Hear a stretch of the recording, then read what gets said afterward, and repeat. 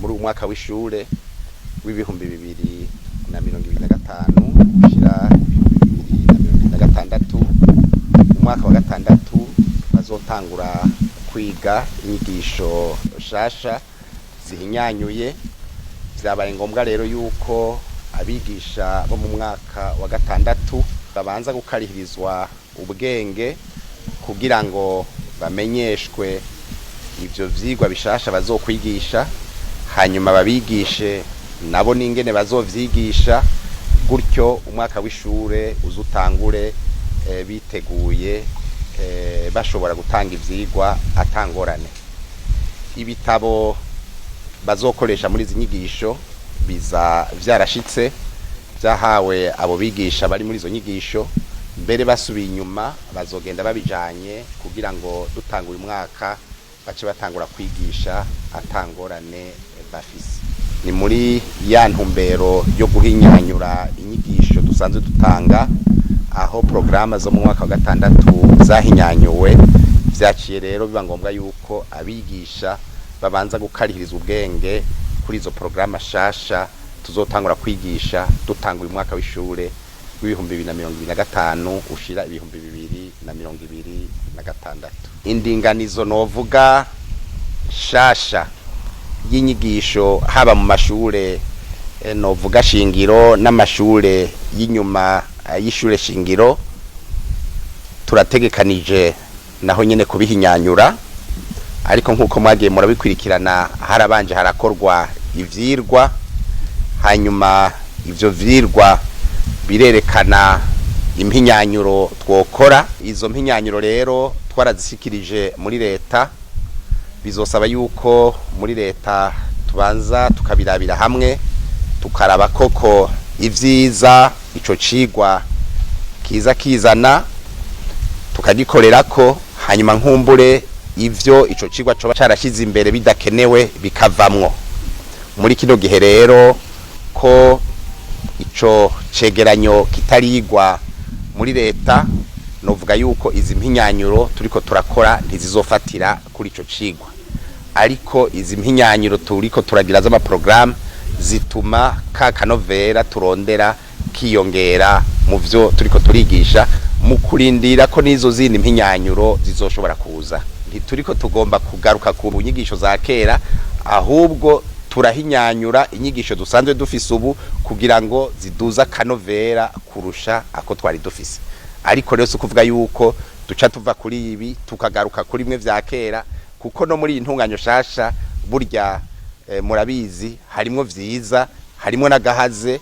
Ivyiza sizoguma tubikorerako, hanyuma gahaze nako tugahinyanya. Duhejeje gutangura ivyo bikorwa bijanye n'izo nyigisho, twace tugirisha inama abayobozi b'amashure, abarongoye indero mu makomine, eka mbere nabo bigisha bari baje muri izi nyigisho. Ubwa mbere hoho kwari kugira ngo tubatekerere impanuro bagume ku kivi, kuko muri iyi misi hariko haraba impinduka nyinshi zijanye n'ingene ibintu bitunganijwe, cane cane mu bijanye n'intwaro. Ugasanga rero aba n'abandi bariko baradebukirwa bibaza bati ejo sije nzoba ndi deseye, ejo sije nzoba ndi depeye, ejo sije nzoba ndi umuyobozi w'ishure. Ubwa mbere rero kwabaye ukubahumuriza bumve yuko igihugu kiguma ari cabo, amashure aguma ari igihugu, amashure azoguma akeneye abayarongora, indero izo bikeneye abayitwara, kandi babwiza kuva muri bo. No kuvuga rero ntanziri kwirasha, boguma ku kivi bakaduza ikivi, ahubwo tugategura gutangura umwaka w'ishuri twese umutima uri monda. Ubwo bwari bwo butumwa bwa mbere twabanje kubaha, kubera twabona yuko koko ingene bariko barakora akazi umengo muri no misi bariko baradebukirwa. Ikindi twabashikirije nuko biriko biragaragara yuko muri izi nyigisho twama dutanga rimwe na rimwe hari igihe usanga bahisemwe baza kuzikurikirana atari bo bari bazigenewe, kuko izi nyigisho zigenewe abigisha bo mu mwaka wa gatandatu, ariko nkuko twagiye turabibona mu myaka iheze hari igihe dutuma ko mu wa gatanu ugasanga bazanye wo mu wa gatatu cyangwa mu wa kane. Uno munsi naho rero twatumye ko mu wa gatandatu, kumbure ntihabuze umuyobozi yarungitse wo mu wa kabiri cyangwa mu wa gatatu. Twaboneye hakaryo rero ko kubibutsa yuko izi nyigisho zategekanirijwe abigisha bo mu mwaka wa gatandatu, mbere tubwira n'abayobozi bari ngaho yuko uwo bayarungitse umwigisha atari umwaka wa gatandatu yuko yo mubwira akisubirira inyuma, hanyuma akatuzanira umwigisha wo mu mwaka wa gatandatu. Ivyo rero twabivuze dushimitse kuko murazi yuko mu myaka iheze vyabaye ngombwa yuko dufata n'ibihano ku bayobozi bavyitwayemo nabi. Nico gituma rero no mwaka twabibabwiye hakiri kare turavunira akagohe kugira ngo ntituzoje mu vyo guhana, ahubwo tubakebure, hanyuma nabo batwumviye koko izi nyigisho turiko turatanga zice zigenda neza, eka mbere n'ivyigwa bazoja gutanga nibashika kw'ishure bize bigende neza. Burya igihugu cagumye ari cakindi, amashure ntiyigeze yimuka, nubwo ikomine yahindutse yagutse, nubwo intara yagutse, amashure yoyo yagumye ari hahandi. Abigisha bigisha muri ayo mashure bagumye ari babandi, nubwo indinganizo itari bwaze, abasaba kuva mu ntara baja mu yindi, abasaba kuva mu ikomine baja mu yindi, nubu bari bahari. Kandi nkuko twabivuze turiko turabatunganiriza, mbere tuboneyeho no kumenyesha yuko kuri bamwe bari barungitswe mu zindi ntara kugira ngo basahirize, yuko tumaze gutunganiriza abashika ibice birenga 70%, kandi nubu turiko tuzoguma tubatunganiriza kugeza aho umwigisha wese yari yararungitswe mu zindi ntara asubira mu ntara yajavamwo yavyifuza. Mvuzi yavyifuza kubera hariho abo twabwiye batubwira bati twebwe intara twarungitsemwo turayishimiye, dukeneye kwigumirayo. Murumva rero abazotwitura tuzoza turabatunganiriza buke buke, ariko bumve yuko ndabisubiyemo kandi nama nabivuze, bumve yuko tudashobora kubatunganiriza bose mu mwanya umwe, bumve yuko tudashobora gutunganiriza abigisha ngo twibagire abanyeshuri. Ntidushobora guhamitasha abigisha ngo dusige abanyeshuri badafise umwigisha. Nico gituma twabitunganije ku buryo aka kazi tugiye gutanga kabigisha tuzoca dusubiza abigisha aho twakuye abo tworohereje. Nico gituma twaboneye hakaryo ko gukebura abajejwe indero haba mu ntara canke mu makomine yuko kibujijwe kuza barahindura umwigisha mu gihe hatabonetse umusubirira kw'ishure. Mbere twanababwiye yuko uwoba yarabikoze agahengera muri uku kwezi kw'indwi canke k'umunani, turazi yuko haraba ariko basinya ibinabiriya, kumbure bibaza yuko ejo canke iryaje atari bo bazoba bari ku kivi, bumve yuko ivyo basinye atagaciro bifise. Duhamagarirwa n'uwo mwigisha azi yuko yarose mutation, asinyiwe na DPE canke asinyiwe na DCE guhera mu kwezi kw'indwi, yumve yuko iyo mutation atariyo, kandi yumve yuko iyo mutation atagaciro ifise. Nitwatangura amashure azosubire kw'ishure yariko mu kwezi kwa gatandatu. Ivyo rero turabibamenyesheje, ntihagire uzobirengako nawe azobona umushahara wahagaze, ntazovuge ngo ntitwabimumenyesheje. Turorohereza abigisha, ariko iyo dukuye umwigisha kw'ishure duca turondera gushiraho uwundi kugira ngo abana bagume bafise umwigisha. Kandi bumve yuko nubwo tuborohereza ntibaji iyo bashatse, mugabo baja ahari ikibanza.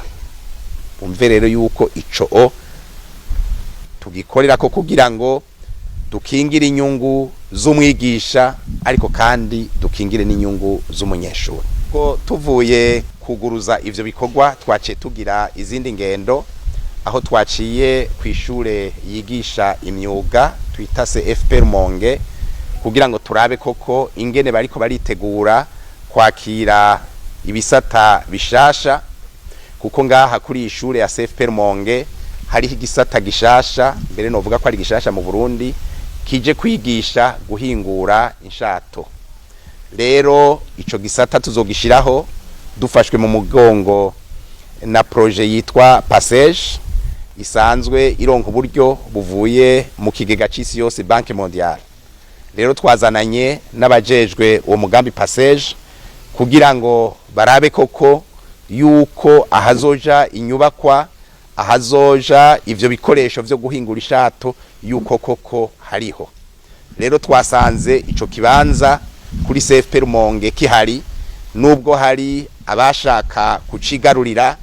Twabonye yuko umuyobozi w'ishure afadikanije n'abajejwe indero mu ntara no mu ikomine bagerageje kugihagararira kugira ngo ico kibanza koko kiguma ari ca leta, kizokubakwemwo izo nyubakwa, inyubakwa zizodufasha guhingura inshato kugira ngo tuzikuremwo ibintu bitandukanye, hanyuma dushobore guteza imbere igihugu cacu, umwimbo wiyongera.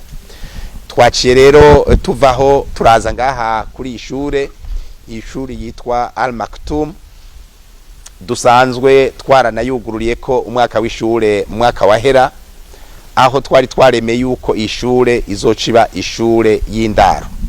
Rero mu bushikiranganje twaciye dutunganya uburyo bwo kubaka ibijanye n'uburaro, no kuvuga aho abanyeshure baryama, aho abanyeshure bafungurira, ibikona aho bateka, aho novuga bisukurira, kugira ngo turabe yuko ishure bise Al Maktoum ishobora kuba ishure y'uburaro.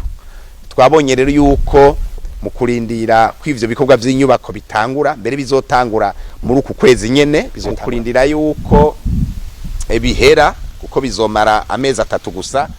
Twabonye yuko hari inyubakwa bashobora kuba barakiriramwo abanyeshure kugira ngo umwaka w'ishuri watangura ishuri izotangure ari ishure y'uburaro. Rero turabibonye hariho dukorwa dukeyi bazokora.